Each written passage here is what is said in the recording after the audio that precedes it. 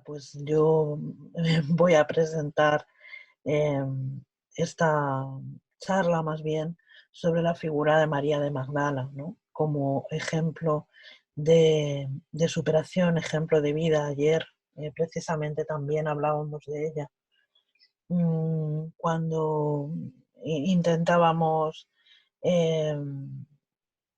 explicar un poco la vida de Pedro, ¿no? Y yo os decía que bueno, otra de las figuras para mí más interesantes del Evangelio es sin duda la de María de Magdala, por todo lo que significa como mujer y como espíritu, ¿no?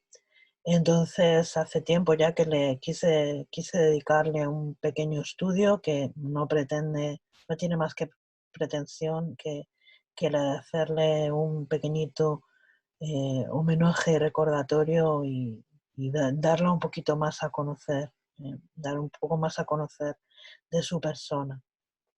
Bueno, por ir situándonos, vamos a ir a la Galilea del siglo I y vamos a encontrar allí en las orillas del mar de la Galilea la ciudad de Magdala. Eh, La ciudad de Magdala es una ciudad que en aquella época eh, fue sin duda una de las ciudades más importantes, ¿no? Había varias, Jericó también, por supuesto Jerusalén, pero Magdala era una de ellas precisamente por la ubicación privilegiada que tenía en el mapa, ¿no? En el mapa de aquella Galilea del siglo I. Las excavaciones de la ciudad, las excavaciones actuales de la ciudad de hace 2000 años, nos revelan, nos cuentan que fue una ciudad muy rica, una ciudad de comerciantes, una ciudad eh, de paso para el comercio, y esto se ve claramente en sus ruinas, ¿no? En la riqueza de las ruinas que se han encontrado en la actualidad.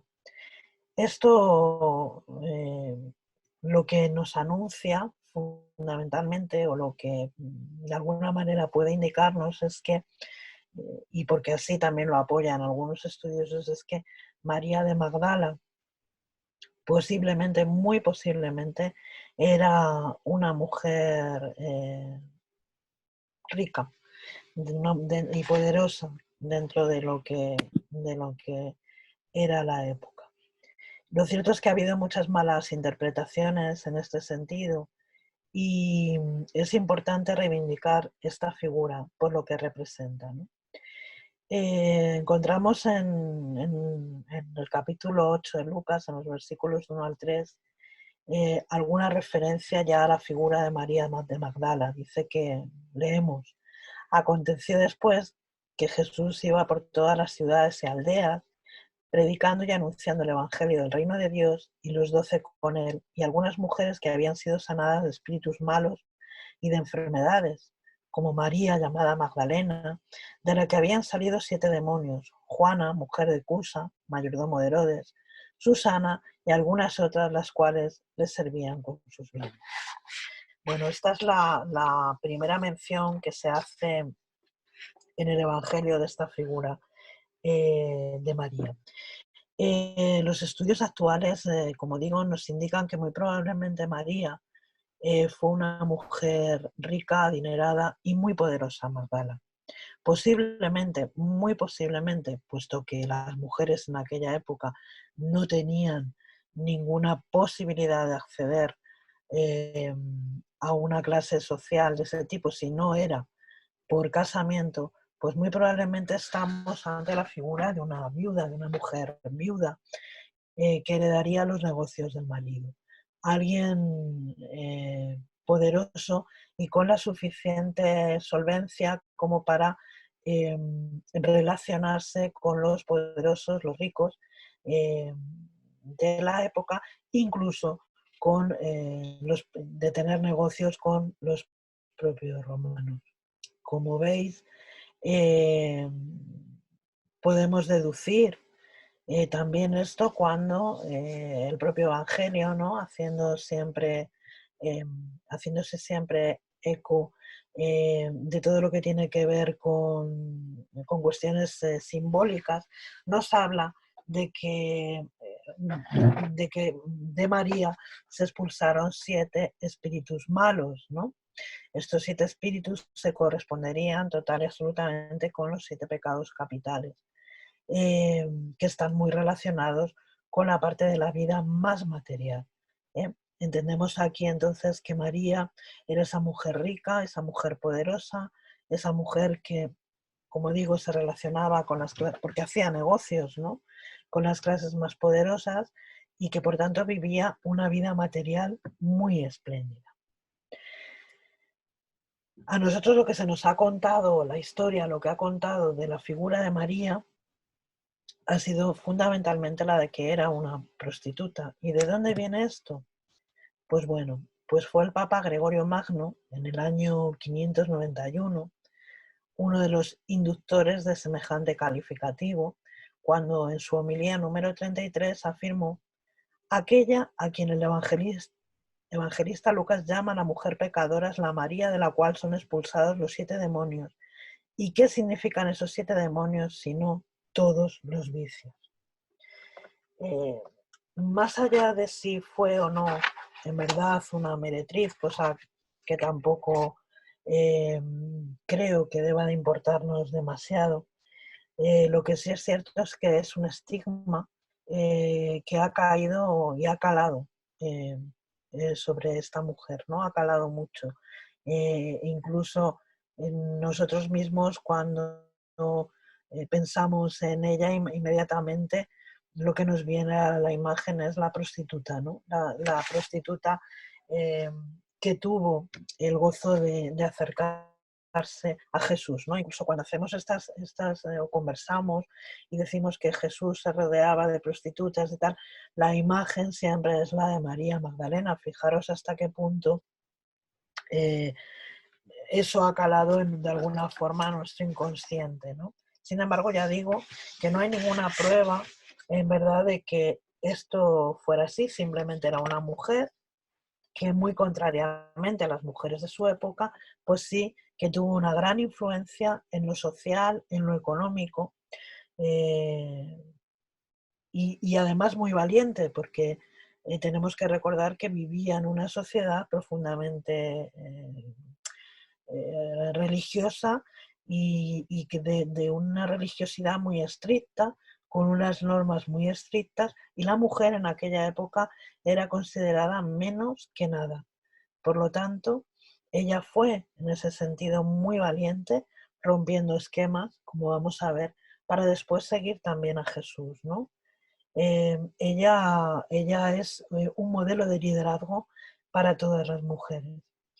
Eh, Después, es ya en este siglo, concretamente en el año 2016, cuando de cara a la Iglesia la imagen de María Magdalena es reivindicada, cuando el Papa Francisco la nombra apóstola apostolarum, es decir, apóstol entre los apóstoles, reivindicando esa imagen. No obstante, tenemos que recordar que la primera persona que ve a Jesús después de resucitado es María Magdalena. Esto es algo que no debemos de olvidar.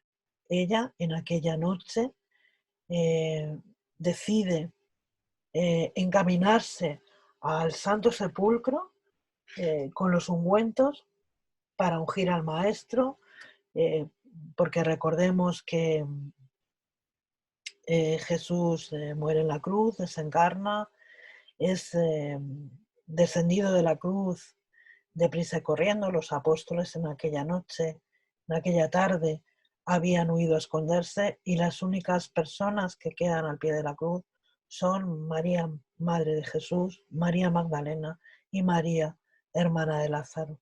Ellas tres, con la ayuda de Nicodemo que se presenta allí, eh, presiden el desprendimiento, consiguen envolver a Jesús en la sábana y encaminarse rápidamente al Santo Sepulcro. No les da tiempo a ungirle, no les da tiempo a embalsamarle, porque va a caer el sol y va a llegar el Sabbat, y corrían el peligro de ser descubiertos, ¿no? Cometiendo un acto en aquella época pecaminoso absoluto, ¿no? Que era el trabajo del sábado. No se podía ni siquiera embalsamar a los muertos. Lo dejan en el Santo Sepulcro, corren a esconderse todos ellos al cenáculo, y pasan los días. Están absolutamente asustados, están absolutamente temerosos. Pedro estuvo unas horas desaparecido. En fin, llegan momentos de tribulación y de mucha dificultad. Pero María, en aquellas horas, toma esa decisión de, al amanecer del tercer día, irse, encaminarse hacia el Santo Sepulcro ella sola, llevando, como digo, los aceites, los ungüentos, para embalsamar y asear, lavar el cadáver de Jesús. Cuando ella llega, recordando el pasaje evangélico, cuando ella llega al Santo Sepulcro, encuentra que la piedra que cubría la puerta pues ha sido movida. Entra en el sepulcro y lo que se encuentra allí son nada más que las telas que cubrían el cuerpo de Jesús, y el sudario que cubría su cara. Ella queda asustada y de repente corre saliendo del Santo Sepulcro y ve una luz.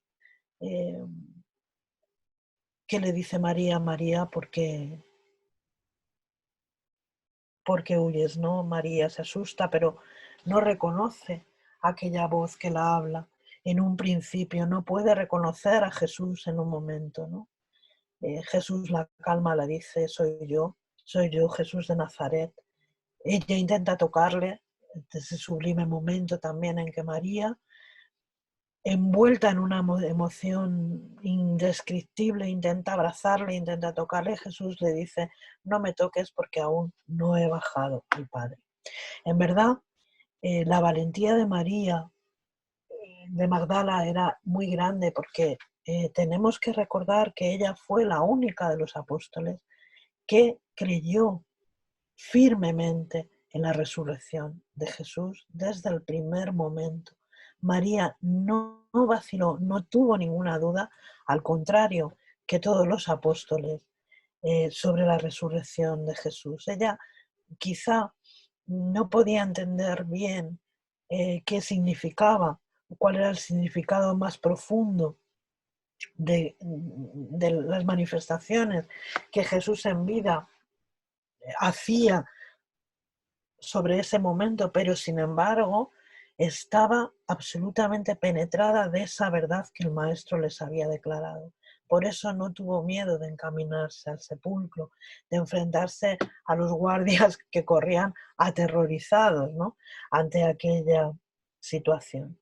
Y recordamos también cuando vuelve, ¿no?, cuando vuelve al cenáculo. Ella corre por aquellas calles de Jerusalén sinuosas, estrechas, llenas de gente, se dirige al cenáculo, entra en el cenáculo y les dice a los apóstoles que Jesús ha resucitado, y que no solamente ha resucitado, sino que ella le ha visto. ¿Y cuál es la respuesta de los apóstoles ante aquella mujer? Pues poco más o menos que el desprecio, poco más o menos que el desprecio, ¿no? Estás loca. ¿Qué nos estás diciendo? Es imposible. Incluso se debaten sobre si el cadáver habrá sido robado. Empiezan a tener miedo pensando que les van a acusar de haber robado el cadáver. María, en ese momento, se mantiene imperturbable. Jesús ha resucitado y ella lo ha visto. Y no solamente lo ha visto, ha hablado con él. ¿Qué significa María Magdalena en el espiritismo? Veréis, hay un... bueno, esto también os lo quería comentar. Hemos hablado del Papa Gregorio Magno, ¿no?, como el único posible responsable de la creencia de que María fuera una prostituta, ¿no? pero según la investigadora Jennifer Ristein, algunos autores la han asociado también con una mujer que aparece mencionada en el siglo II en el Talmud, llamada Miriam Megadela, que significa María con el cabello trenzado. Era habitual en la comunidad judía que las mujeres que se trenzaban el cabello, las mujeres que se recogían el cabello, eran mujeres de mala reputación y por lo tanto o eran adúlteras o eran prostitutas, ¿no? Y ella, esta investigadora, nos dice también que más allá de si fue o no una meretriz, María Magdala fue una mujer muy influyente, ¿no? Una mujer que venció una serie de estereotipos, ¿no?, de la época. Y ahora voy. En el libro ¿Qué es María de Magdala? ¿Qué significa María de Magdala en la doctrina espírita? Bueno, yo no he querido entrar en otras cuestiones como es, por ejemplo, el libro Te Perdono de Amalia Domingo Soler, etcétera, porque lo que yo quería retratar aquí en esta charla es fundamentalmente a este espíritu como ejemplo de superación y a la par que Pablo prácticamente, ¿no?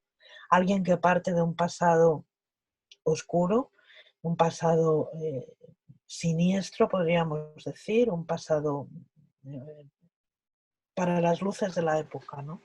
Nosotros ahora esto lo veríamos de otra manera, pero que conoce a Jesús, tiene ese encuentro con Jesús en un momento determinado y su vida cambia para siempre. Y eso es lo que yo he intentado reflejar aquí en esta pequeña charla que comparto con vosotros, ¿no?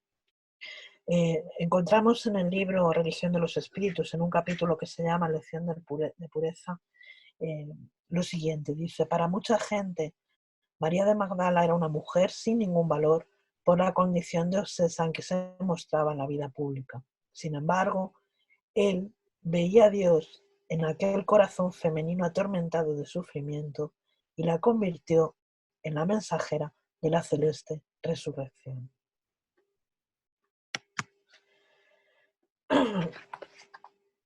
María de Magdala, en el libro Buena Nueva, tiene un capítulo dedicado. El libro Buena Nueva es una psicografía de Francisco Cándido Xavier, también por el espíritu Humberto de Campos, hermano X. Un libro lleno de pasajes interesantísimos, de conversaciones interesantísimas de Jesús con los apóstoles, recogidas en la intimidad del grupo, ¿no? Es un libro muy interesante. Y nos presenta de esta manera un poco a María de Magdala, ¿no? Dice que ella había escuchado las prédicas del Evangelio del Reino, no lejos de la principesca villa en donde vivía, entregada a los placeres en compañía de patricios romanos, tomándose de profunda admiración por el Mesías. ¿Qué nuevo amor era aquel predicado a simples pescadores por labios tan divinos? Bueno, evidentemente las noticias sobre el rabí se extendían por toda la Galilea. Todo el mundo hablaba de ese hombre que recorría las aldeas, los caminos prácticamente descalzo, con una túnica y que iba predicando, iba hablando del amor en unos términos que hasta entonces nadie había tenido la posibilidad de escuchar. Nadie había oído palabras tan sublimes, enseñanzas que se dirigían directamente al espíritu. Entonces, además, él era alguien que hacía milagros, resucitaba a los muertos, curaba a los leprosos, consolaba a las viudas. ¿Qué estaba sucediendo? ¿Quién era este hombre? No tenemos duda de que María, enfrascada en esa vida material de la que disfrutaba, pues seguramente de muchas fiestas, pues para agasajar a los comerciantes, para agasajar a los romanos, a los patricios, incluso a los poderosos sacerdotes del templo, pues estaba acostumbrada también a escuchar, por otro lado, las noticias, los reportes, ¿no?, que le llegaban a través de las personas que trabajaban para ella, ¿no?, en el servicio de la casa. Esas gentes humildes que comentaban en las cocinas, pues alrededor muchas veces del fuego, en los momentos de intimidad y de descanso, hablaban, ¿no?, de este hombre que era un gurú, no, era el Mesías. Cada uno tenía y lanzaba seguramente una teoría totalmente diferente, ¿no?, sobre quién sería un brujo, ¿no? Actuaría en nombre del diablo. ¿Quién sería este Jesús de Nazaret? Y sobre todo, qué era ese amor que él predicaba. Y nos dice el libro que hasta entonces ella había caminado sobre las rosas rojas del deseo, embriagándose con el vino de alegrías condenables. No obstante, su corazón estaba sediento y en desaliento. Joven y hermosa, se había emancipado de los estrictos preconceptos de su raza. Su belleza esclavizó a sus caprichos de mujer, a sus más ardientes admiradores, pero su espíritu tenía hambre de amor. El profeta nazareno había plantado en su alma nuevos pensamientos. Qué duda cabe que sería así, ¿no?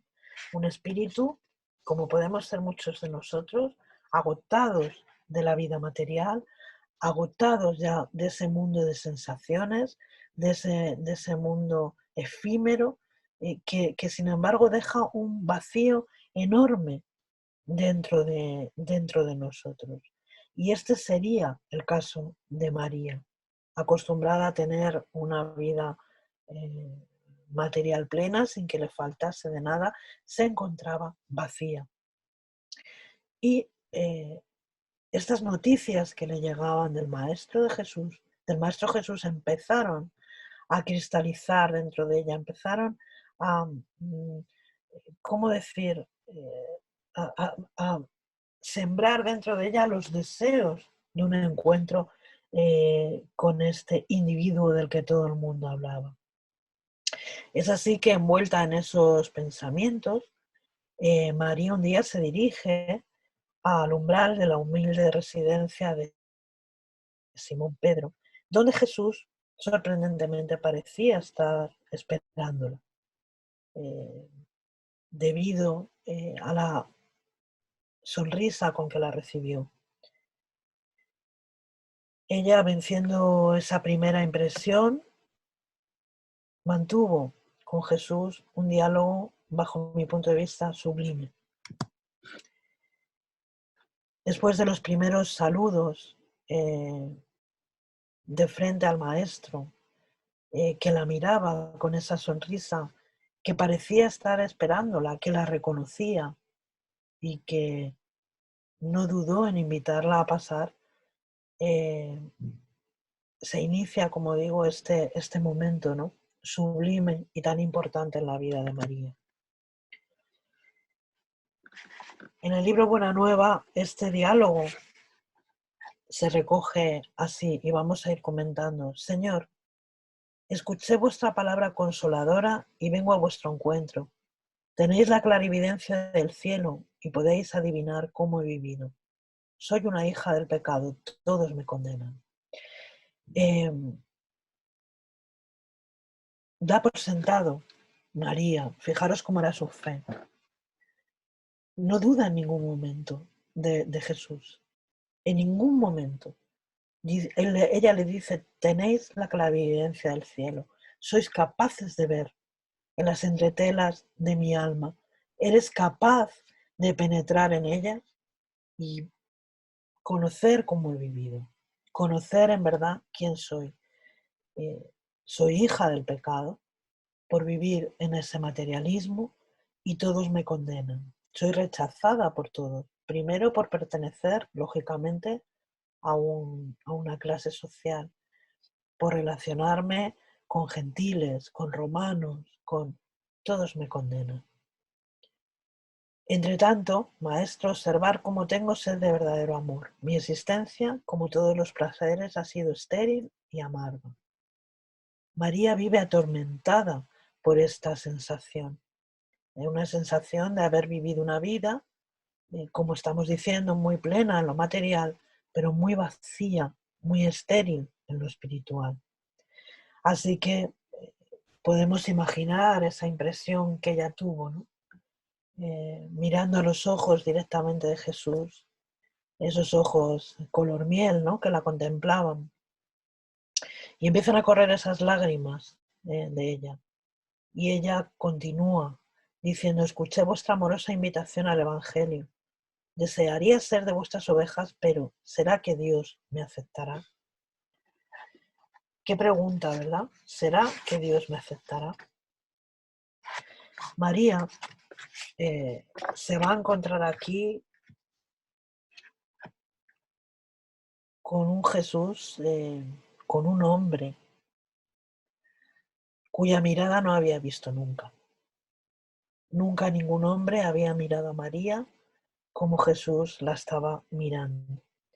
Ella enseguida, como digo, no tiene ninguna duda e identifica rápidamente la ternura, la compasión, identifica en él todo lo que es ese amor que él predica y que en ese momento la está envolviendo, toda esa vibración inmensa que el maestro tenía y que la está envolviendo, pero que no solamente la está envolviendo, sino que está acogiendo ese alma oprimida, carente, esa alma que se siente carente de sentido, carente de significado en ese momento, ¿no? Ella entendemos que está movida por la indefensión, por la angustia, esa insatisfacción que tiene respecto al profundo sentido material de su existencia, en el que ella no logra encontrar la calma, no logra encontrar la paz y que además no le permite amarse, no le permite valorarse, porque se siente indigna.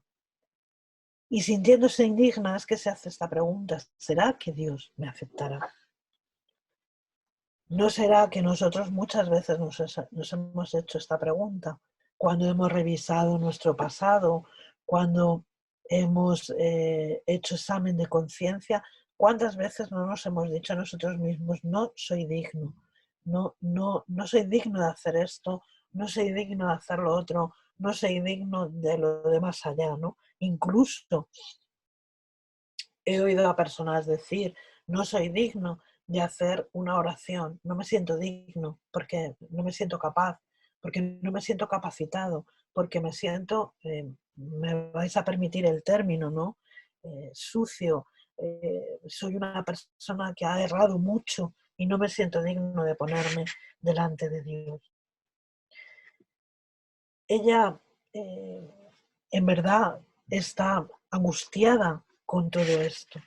Em, Fijaros que hay una cosa muy, muy interesante, ¿no?, al respecto de la figura de María, que yo quiero introducir aquí, porque cuando hemos hablado de María en el sentido, o que bueno, pudo ser o puede ser considerada como una prostituta, fijaros también en el sentido profundo que esto tiene, porque es verdad que cuando hablamos de prostitución, hablamos siempre de encuentros sexuales, de la venta del cuerpo físico, pero las personas podemos prostituirnos de maneras muy diferentes, sin que tenga nada que ver aquí la sexualidad en ello, ¿no? Posiblemente María fuera una prostituta desde el punto de vista de estos negocios que podía estar haciendo con los gentiles, con los romanos, ¿no? Algo que en aquel momento era incluso motivo para ser condenado, ¿no? Eh, pudo ser también una cuestión, o podemos también prostituirnos desde el punto de vista de nuestras creencias. Muchas veces dejamos a un lado nuestras creencias, nuestros valores, los apartamos totalmente para ponernos al servicio de causas, de pensamientos o de situaciones innobles absolutamente. Y esto también es prostitución. Y yo creo que este es el sentimiento que tenía María, verdaderamente. Ella se sentía impura, se sentía prostituida desde ese punto de vista, ¿no? Desde el punto de vista de haber apartado sus valores, haber apartado incluso sus creencias en pro de beneficios materiales del tipo que fuera, ¿no? Y esto es lo que a ella le hacía también considerarse indigno. El profeta Nazareno entonces la va a mirar, la mira enternecido, él sigue escudriñando en su pensamiento y entonces responde bondadoso: María, levanta los ojos hacia el cielo y regocíjate en el camino, porque escuchaste la buena nueva del reino y Dios bendice tus alegrías. ¿Acaso podrías pensar que alguien en el mundo estuviese condenado al pecado eterno? ¿Dónde está entonces el amor de nuestro Padre? ¿No has visto nunca a la primavera ofrecernos flores sobre una casa en ruinas? Las ruinas son las criaturas humanas, pero las flores son las esperanzas en Dios, sobre todo las falencias y desventuras propias del hombre, las bendiciones paternales que de Dios bajan y llaman. Hoy sientes ese nuevo sol que te ilumina el destino. Camina ahora, bajo su luz, porque el amor cubre la multitud de pecados. Aquí, en este punto, se produce uno de los momentos terapéuticos de este diálogo que mantiene con Jesús. Porque Jesús la está mirando a los ojos, le está devolviendo la dignidad que ella no tenía. Fundamentalmente porque profundizando en su alma, en su espíritu,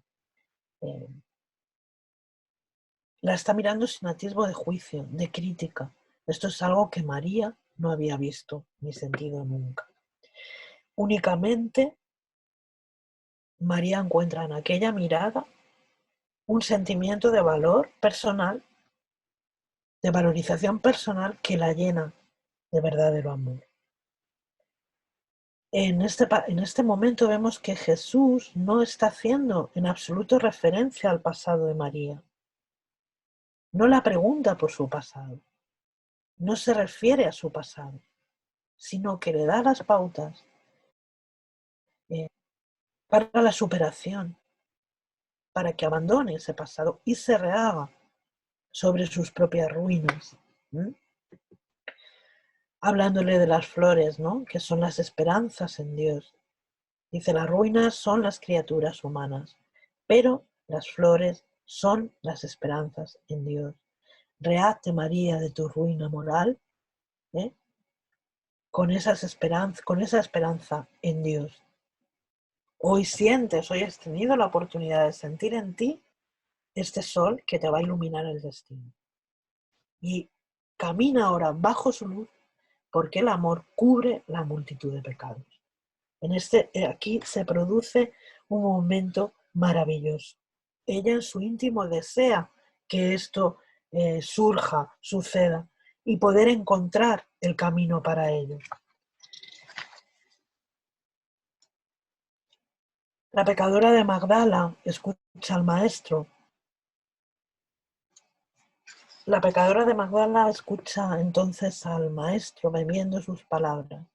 Ningún hombre le había hablado así a su incomprendida alma. Los más irreflexivos pervertían sus buenas inclinaciones. Los aparentemente virtuosos la despreciaban sin piedad. Enterrada en pensamientos confortadores y escuchando las referencias de Jesús al amor, María acentuó levemente: no obstante, Señor, he amado y tengo sed de amor. Aquí María está denunciando la falta de amor, la carencia afectiva, que es también una realidad universal con la que lidiamos y nos encontramos todos los días.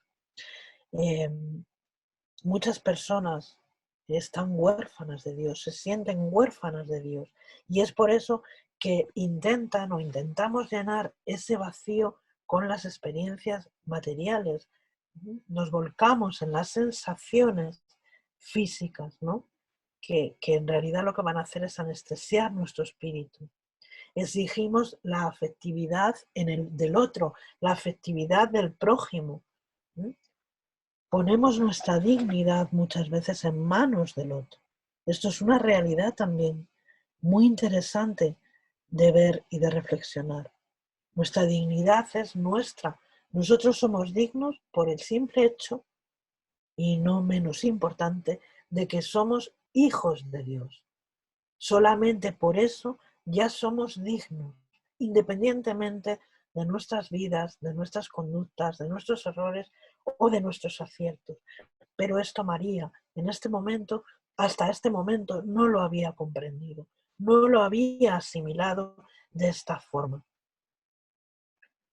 A su vez, al estar estos espíritus, cualquiera de nosotros exentos y huérfanos de Dios, no podemos dar amor porque no comprendemos lo que es ese amor. Y este era el tema que a María tanto le atormentaba. Jesús le respondió: sí, tu sed es real.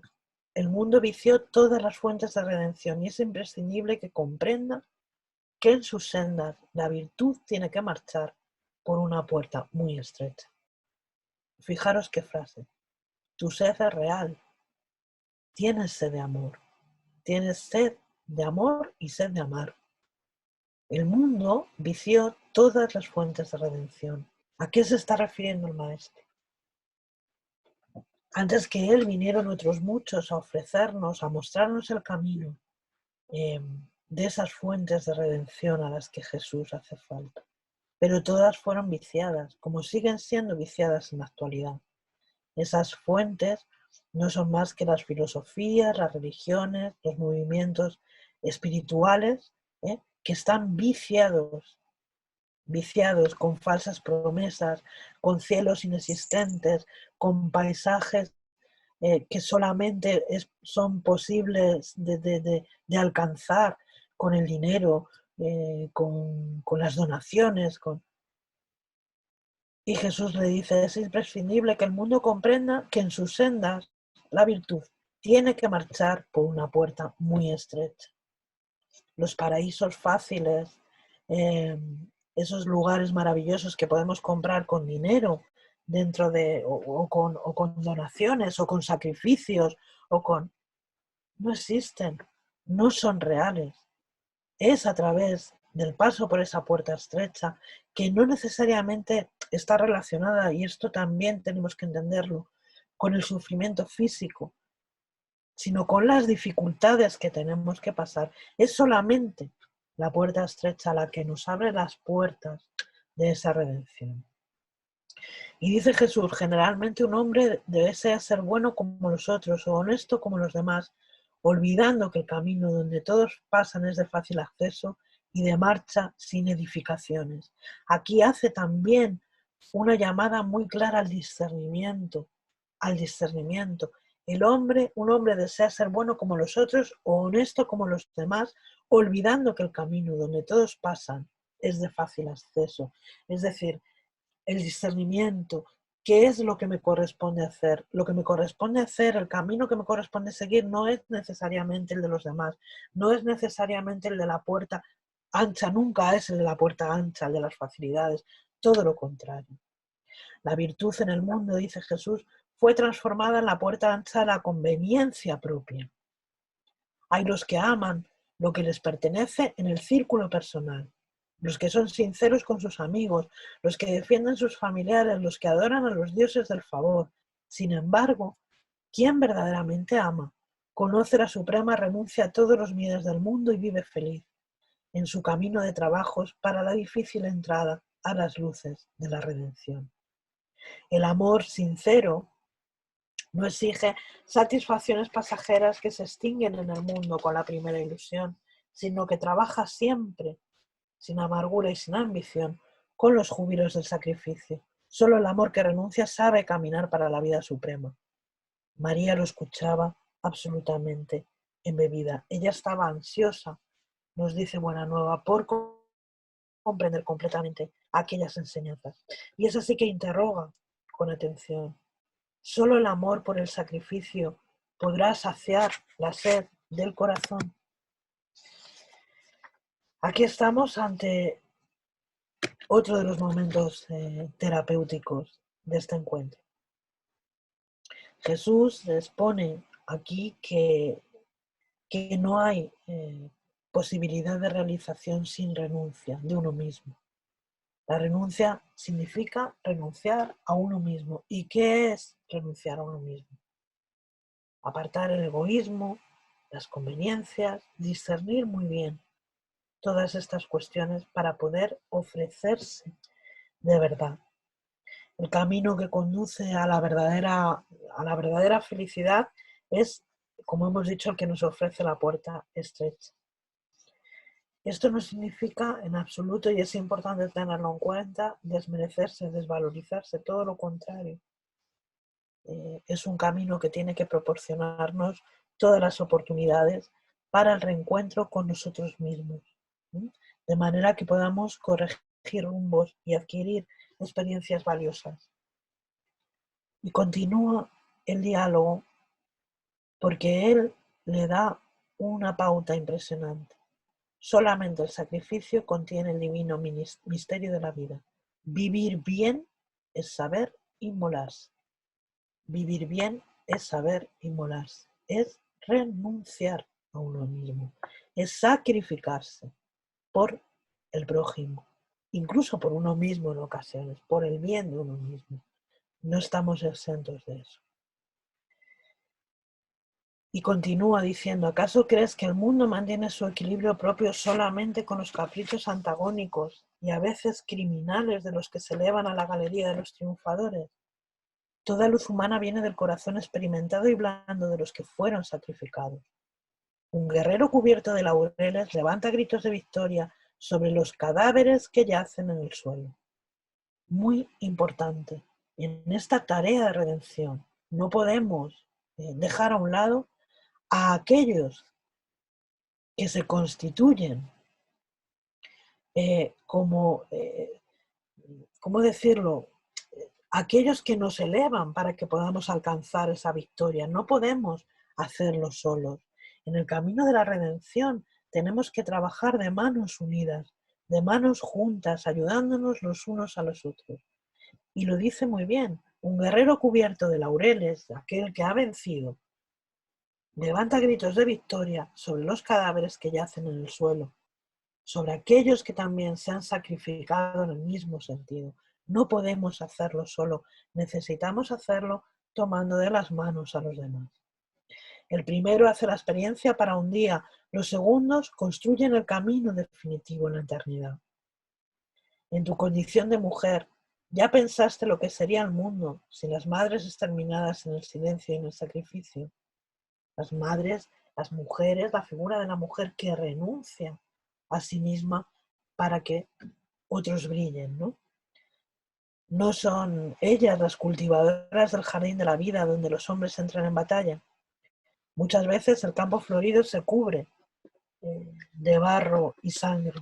Entre tanto, en su tarea silenciosa, los corazones maternales no se desesperan ni reedifican el jardín de la vida, imitando la providencia divina que extiende sobre un cementerio los lirios perfumados de su alma.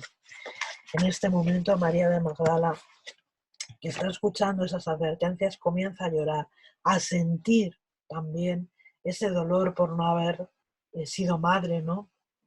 El desierto de una mujer sin hijos, ¿no? Es otra de las cosas que ella ese dolor que ella tiene, ¿no? Es cierto que en aquel momento histórico, eh, como he dicho antes, el valor de la mujer era nada. Fijaros si era así, que no había nada más terrible que quedarse viuda, porque eh, viuda sin hijos me refiero, porque si no tenías posibles, pues estabas abocada a la mendicidad o a la prostitución para poder vivir. O si tenías hijas, porque las hijas eran entregadas al marido, eh, y esto también constituía un problema desde el punto de vista de la cultura de aquella época. Si tenías hijos, no, porque normalmente el hijo y la esposa se iban a vivir a casa de la madre, como sucede actualmente en muchas culturas. Pero si tenías hijas, las hijas eran entregadas al esposo y la mujer quedaba en una situación muy comprometida, ¿no? La madre en este caso quedaba en una situación muy, muy, muy comprometida. Entonces el maestro, ¿no? Pues la trae hacia sí y le dice, ¿cuál de las madres será mayor a los ojos de Dios? ¿La que se devotó solamente a los hijos de su carne o la que se consagró por el Espíritu a los hijos de otras madres? En aquel momento María despierta para una realidad que nunca había visto. Se siente en ese momento amparada por una energía totalmente diferente, porque esa palabra de Jesús en ese momento está hablando a su espíritu, está honrando a su espíritu de mujer, a su espíritu de madre. ¿Qué está sucediendo? Que Jesús la está invitando a ser madre de sus hermanos de humanidad. Es así que experimenta una felicidad interior inmensa. Ella se siente en ese momento absolutamente feliz y contempla al Mesías con los ojos llenos de lágrimas, y en esa inmensa alegría murmura conmovida: Señor, de aquí en adelante renunciaré a todos los placeres transitorios del mundo para adquirir este amor celestial que me estás entregando, que me estás enseñando. Acogeré como hermanas a mis hijas en sufrimiento. Buscaré a los infortunados para aliviarles las heridas del corazón. Estaré con los paralíticos y con los leprosos. Es un momento espectacular. En ese momento, Simón Pedro entra en el aposento donde están hablando, manteniendo este diálogo, y queda extrañado de la presencia de María. Y bueno, recoge buena nueva, que la mira con una mirada glacial, casi denotando desprecio. Y ella ya recelosa, ¿no?, de perder su convivencia con el maestro, porque ella intuye, ¿no?, intuye que el maestro va a estar poco tiempo con nosotros. Y sabe muy bien de lo que le espera después que el maestro desaparezca, ¿no?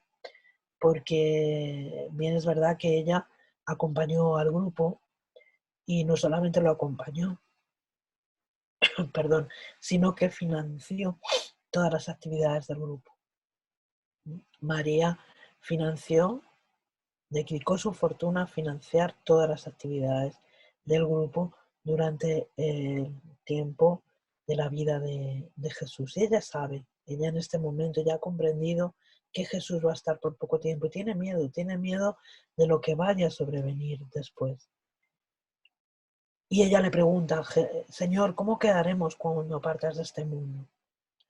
Jesús comprendió el motivo y el alcance de su palabra y esclareció: ciertamente que he de partir, pero estaremos reunidos eternamente en espíritu. En cuanto al futuro, con sus perspectivas infinitas, es necesario que cada uno tome su cruz en busca de la puerta estrecha de la redención, colocando encima de todo la fidelidad a Dios y, en segundo lugar, la perfecta confianza en sí mismo. Observando que María, aún oprimida por esa mirada extraña que había notado en Pedro, se prepara para regresar. Y el maestro la sonríe con bondad y la dice: anda, María, sacrifícate y ama siempre. Largo es el camino, difícil la jornada, estrecha la puerta, pero la fe remueve los obstáculos. Nada temas, es solo necesario creer.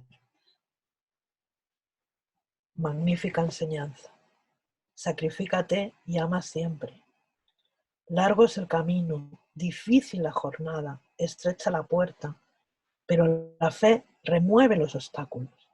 Nada temas, solo es necesario creer. ¿Cuánta falta nos hacen estas palabras, verdad? Qué actuales se hacen en los momentos en los que estamos viviendo, en los momentos por los que estamos atravesando. María sale totalmente transformada de ese encuentro, deseando dar nuevo rumbo a su vida y un nuevo uso a sus energías sagradas. En aquel momento ella ha recuperado el autoamor en rumbo para ese proceso de transformación que, como hablábamos de Pablo ayer, ella también tiene que hacer. Tiene ahora que integrar todo su pasado, tiene que integrarlo para que como comentábamos ayer, ese espíritu, ese hombre viejo, que ya ha cumplido su tiempo, deje paso al hombre nuevo. Ella va a tomar esas experiencias pasadas como punto de partida a través del sacrificio en el que ella se va a comprometer de amor al prójimo, de amar incondicionalmente a las criaturas y su compromiso de devolverles la dignidad como con ella había pasado. Ya no volvería a ser nunca más María, esa mujer de vida supuestamente liviana, sino que renovada, con fuerzas nuevas, confiada en sí misma y consciente de todos los potenciales que ella ya tiene como espíritu inmortal y eterno, va a entregarse plenamente a la divina providencia, va a entregarse plenamente confiada, con fe, a lo que esa divina providencia tenga destinado para ella, ¿no? Y ella va a dedicarse, entonces va a poner todo su empeño, va a poner toda su voluntad a trabajar a disposición de ese amor verdadero. ¿Cuántos de nosotros no hemos tenido esos u otros sentimientos? ¿Cuántos de nosotros no nos hemos visto así? ¿Cuántas personas no vemos alrededor nuestra absolutamente hundidos, como he dicho antes, por estos sentimientos de indignidad que los dejan vacíos, que los devoran prácticamente por completo? ¿Cuántas veces no vemos personas vacías totalmente de contenidos? Y cuántos no observamos a otras personas, ¿no?, que son portadoras de disturbios que causan rechazo social, que causan discriminación, que causan soledad. Todos nosotros, en definitiva, somos dignos y Jesús nos acoge con infinito amor. No importa lo que hicimos, no importa lo que fuimos. Él nos libera de esas críticas destructivas que la sociedad, que el momento, que pueda hacer de nosotros, ¿no? Veréis, el sentimiento de desvalorización personal es un sentimiento crónico y muy dañino, muy destructivo, porque nos conduce a la ausencia de la autoestima, a la ausencia del amor por uno mismo, que nos aprisiona, que nos limita y que nos debilita. Y esto nos convierte también en marionetas de los otros, en marionetas de las sombras, de los espíritus menos felices, ¿no? Jesús nos enseña que este camino de superación, en este camino de superación debemos atender a varias cuestiones. La autoaceptación, en primer lugar, que es el acogimiento en nosotros de esas fragilidades, de las luces y de las sombras que todos tenemos dentro, absolutamente todos tenemos dentro. El perdón, ¿cuánto hablamos del perdón? El perdón verdadero, ese proceso que tenemos que hacer de perdonar las ofensas al otro, la recuperación de la autoestima, del autoamor, que pasa por el reconocimiento de esos potenciales, de esos talentos que todos tenemos dentro y de la necesidad de reconocerlos y, por supuesto, de ponerlos a producir, ¿no? Tenemos que conquistar la alegría de vivir, que es tan necesaria en este camino, y valorizar las oportunidades de servicio que tenemos desde nuestra propia realidad. No hace falta que atendamos a realidades inalcanzables, imposibles, desde nuestra propia realidad. Si hemos hecho todo el camino anterior, vamos a ser muy conscientes de quiénes somos y qué es lo que tenemos y qué es lo que podemos ofrecer y cuánto de lo que tenemos podemos ofrecer. Esto es muy importante también, ¿no? Cuando nos amamos como Jesús nos amaba y como Él pide que nos amemos, acogemos con ternura todas esas fragilidades nuestras propias de nuestras existencias. Y una vez acogidas vamos a buscar otro tipo de experiencias que nos van a dignificar, que nos van a procurar ese encuentro con nosotros mismos. ¿Para qué? Para que nos permitamos ser lo que verdaderamente somos, hijos de Dios merecedores del mejor y del más profundo amor. Bajo la perspectiva de la inmortalidad, el ser, reconociéndose como tal, se sumerge o nos sumergimos en la experiencia física destinada a instruirnos para la vida espiritual, ¿no? La reencarnación es una escuela bendita y posibilita que despertemos para el amor. Y esto significa movilizar la fuerza creativa de ese amor. En el caso de María, como puede ser en nosotros mismos, tanto su alma como su entorno se pacificaron, ¿no? Como efecto natural de esa transformación que se operó en ella. Porque la aceptación de uno mismo, la reintegración de uno mismo, la reintegración de ese pasado, de ese presente y de ese futuro, va a destruir los efectos nocivos de, de la ausencia de amor, de esa ausencia de amor anterior, del mal, que en verdad no tiene una existencia real, ¿verdad? Fijaros lo que dice Juana de Ángelis. Cuando alguien ama y pretende ampliar ese amor, se olvida de sí mismo. Cambia el rumbo de sus objetivos existenciales. Se entrega sin reclamos y supera las dimensiones relativas del tiempo y del espacio para proyectarse hasta los más difíciles reductos y a las mayores distancias, donde obra con esmero. María pacificará su propio corazón reconectándose con Dios, reconciliándose con el Creador, y allí encontrará la fuerza para agradecer, para vivir con alegría y para servir.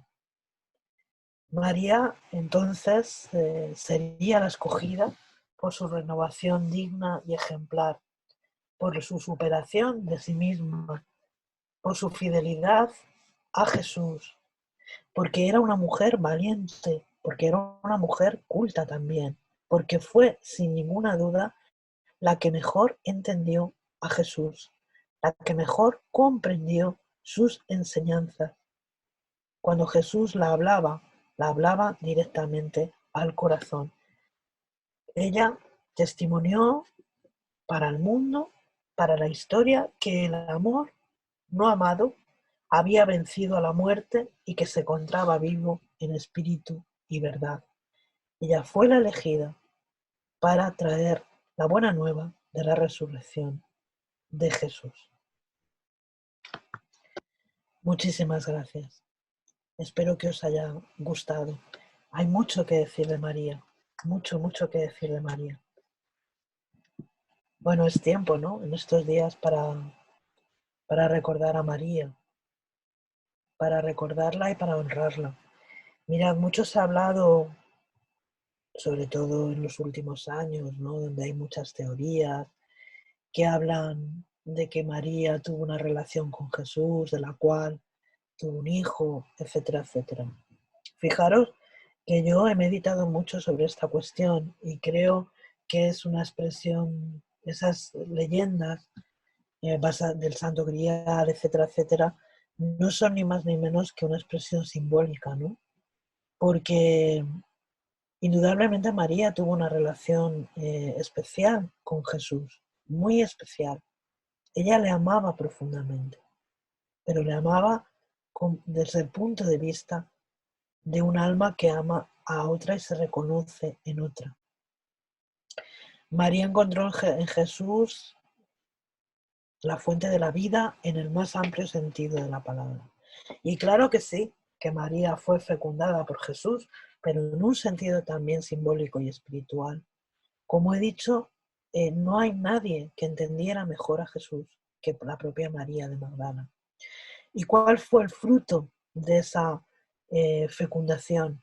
Pues el trabajo que María desarrolló después. Yo os invito a leer este capítulo de Buena Nueva, que por supuesto es mucho más largo, para que vierais qué es lo que vivió María después. Porque Jesús resucitó, pero ¿qué sucedió después con María? ¿Qué pasó? ¿Cómo se sintió ella entre los apóstoles, que eran hombres rudos, hombres? Pero sin embargo, las enseñanzas que ella absorbió de esta relación con Jesús fueron muy fecundas y dieron como fruto un trabajo arduo que ella llevó de apostolado, y que se la reconozca, que hoy podamos reconocerla como ese ser afortunado que tuvo la ocasión, la fortuna de encontrarse con Jesús resucitado. Jesús la eligió a ella, no eligió a ningún otro apóstol, no eligió a ninguno de los hombres, incluso a aquellos que se decía que eran los apóstoles o el apóstol más amado. Eligió a María de Magdala, un espíritu en el que con toda esa vivencia anterior había recuperado su dignidad, su alegría de vivir. O sea, había conseguido reconectarse con la divinidad que habita en cada uno de nosotros. Es magnífico esto, es algo impresionante, algo impresionante. Y claro que sí, que María fue fecundada por Jesús, porque sus enseñanzas calaron en ella como posiblemente no habían calado en ningún espíritu, en ninguno de sus apóstoles. Seguro, 100%. Dice Salva, yo creo que María fue de sus discípulos la que mayor transformación y entrega hizo hacia la doctrina de Jesús. La aceptó aunque no la comprendiera y la llevó a su vida hasta sus últimas consecuencias. De todos los apóstoles fue la que mayor entrega hizo, efectivamente. Y yo discrepo contigo, Salva, me perdonas, en que María quizá no la comprendiera. Estoy absolutamente convencida de que María fue de los apóstoles, de los seguidores de Jesús, la que mejor comprendió la doctrina y las enseñanzas de Jesús. Absolutamente convencida. Por su sensibilidad, por su educación, por su cultura. Era una mujer y también por la necesidad, claro. Fue de todos la que mejor asimiló las enseñanzas de Jesús. Creo, estoy convencida. Yo pienso mucho en lo que debieron de reírse los apóstoles, ¿no? De ella, cuando ella mantenía que Jesús resucitaría, cuando ella no parecía estar tan inquieta como los apóstoles, al menos en los evangelios no se refleja, ¿no? La inquietud que el resto de los apóstoles tenían o tuvieron después de aquella noche, ¿no? Aquella tarde en que Jesús fue eh, ajusticiado, ¿no? Ella se mantuvo firme, se mantuvo absolutamente eh, convencida de que ese hecho se daría y que Jesús resucitaría, claro que sí. Y sin embargo los apóstoles, cuando ella vuelve al cenáculo, no la creyeron. Es impresionante.